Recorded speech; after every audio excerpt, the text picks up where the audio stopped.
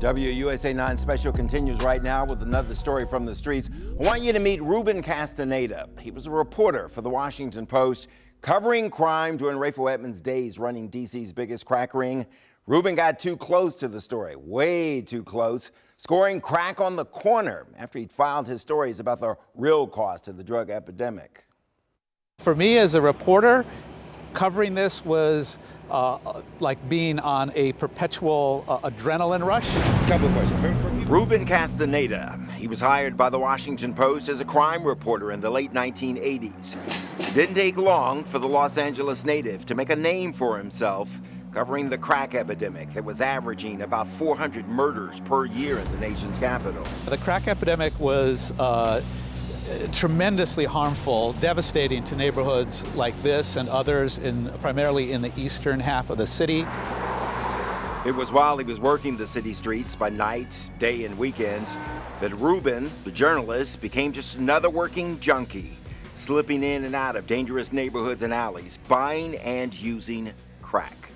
He later wrote about his secret life in a memoir, S Street Rising: Crack, Murder, and Redemption in D.C. A little more than 48 hours after their quadruple killing inside the nightclub, it was business as usual on the block. Champagne made the buy and strolled back to the car. Who is Champagne? Champagne was what was known as a strawberry, a woman who traded sex for drugs.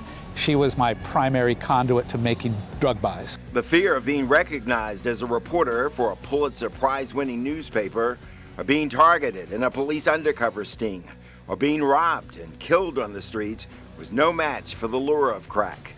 And there were plenty of drug operations run by the likes of Rayful Edmond, standing ready to meet the demand. I made buys on my own during my off time. There were probably dozens of Rayful Edmonds in terms of young men who ran blocks, sold a lot of drugs, were responsible for high levels of violence. What had been lost on Rubin was the story of what was happening to the innocent men, women, and children who had to live on the crack streets. People who dared not be on the block when the drug dealers and violence took over. It was just an awful way for them to live, and through no fault of their own. They just happened to live in neighborhoods that were taken over by drug dealers. Let me ask you this, Rayful Edmond, should he be allowed to go free after 30 years behind bars? There were huge numbers of young, primarily black men, some Latino men, who were incarcerated for decades under really stringent crack cocaine laws. Many of them were not violent offenders, and I think it's right that many of them get out.